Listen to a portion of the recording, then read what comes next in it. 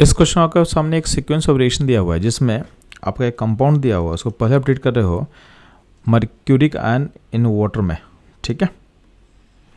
तो इस कंपाउंड को मैं ऐसे दिखा सकते हैं कि यहाँ पे आपके पास एक कंपाउंड है जिसमें ट्रिपल बॉन्ड बना हुआ है और यहाँ पे CH2 ग्रुप का नंबर कितना 15 है और यहाँ पे ईस्टर ग्रुप बना हुआ है, ठीक है। इसको जब ट्रीट करते हो किससे Hg+2 इन वाटर, तो यहाँ पे पानी ऐड होगा और यहाँ पे आपका जो कटायन है यहाँ स्टेबल होगा, तो अल्टीमेटली आपका यहाँ पे वाटर ऐड होगा, तो यहाँ पे आप OH को ऐड करोगे तो यहाँ पे एक इंटरमीडिएट बनता है जो फर्दर टॉटोमराइज करेगा। तो यहाँ पे टॉटोमराइजेशन होने वाला है, ठीक है। तो यहाँ पे टॉटोमराइजेशन होगा तो ये इस H को आप यहाँ भेज देना, तो ये जो इंटरमीडिएट है अल्टीमेटली किस में कन्वर्ट होगा, तो ये कन्वर्ट हो जाएगा इसमें CH3 CO CH2 का होल 15 एंड COOET। अब उसके बाद इसमें डाला गया जिंक Hg इन HCl यानी जिंक अमलगम, तो बेसिकली होता है क्लेमेंसन रिडक्शन। तो यहाँ पे जो आपका कीटोनिक ग्रुप है इसको कन्वर्ट कर देगा करस्पॉन्डिंग अल्केन में, यानी कन्वर्ट हो जाएगा CH3 CH2 होल 15 COOET। इसको आप फर्दर लिख सकते हो इस तरीके से आप, तो CH3 CH2 हो जाएगा टोटल 16 COOET, ठीक। लास्ट स्टेप में क्या किया, उसमें आपका H+ हीट किया गया, तो आपका जो ईस्टर ग्रुप है उसका हाइड्रोलाइसिस होकर कन्वर्ट हो जाएगा करस्पॉन्डिंग एसिड में, यानी आपके सामने एसिड मॉलिक्यूल बन चुका है।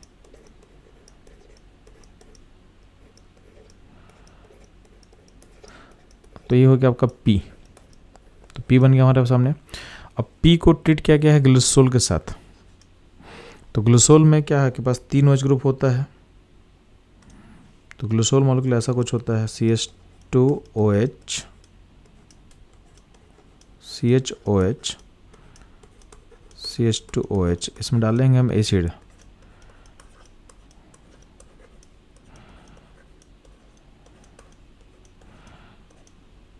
तो आपके सामने ईस्टर बनेगा। तो ईस्टर में हम सिंपली ऐसा दिखा सकते हैं कि यहाँ पे एक ईस्टर का फॉर्मेशन हो रहा है, तो इस पूरे पार्ट को हम वही के लिए हम R बोल दे रहे हैं। तो यहाँ पे ऐसा कुछ ईस्टर बनेगा,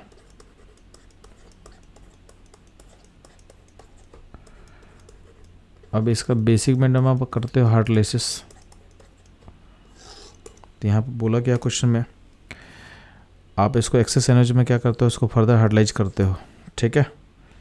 तो यहाँ पे होगा आप ईस्टर को जो हाइड्रोलाइज करते हो तो बनता है सोप फॉर्म करेगा इन बेसिक मीडियम, तो यहाँ पे स्पोनिफिकेशन रिएक्शन होगा, तो आपका यहाँ पे सोप फॉर्म करेगा, तो अल्टीमेटली आपका ग्लिसरॉल दोबारा प्रोड्यूस हो जाएगा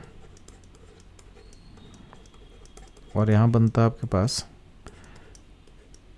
RCOO -Na+, ठीक। तो ये हो गया आपका सोप का पार्टिकल।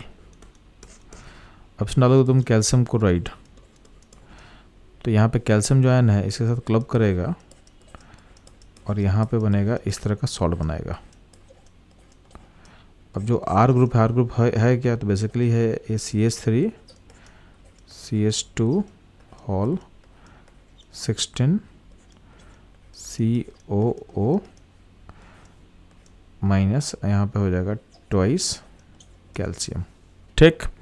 अब इस क्वेश्चन में बोला क्या हुआ था कि आपके पास जो R प्रोड्यूस हो रहा है, तो बोला गया है कि जब आप Q का 1 मोल से स्टार्ट करते हो, यानी Q किसको बोला गया है, तो Q इसको बोला गया, इसको Q बोला गया है। तो Q का 1 मोल से जब स्टार्ट करते हो, इसका 1 मोल होगा, तो उससे आपका ये कितना मोल, ये जो सोप का पार्टिकल प्रोड्यूस हो रहा है कितना मोल प्रोड्यूस, 3 मोल प्रोड्यूस होगा।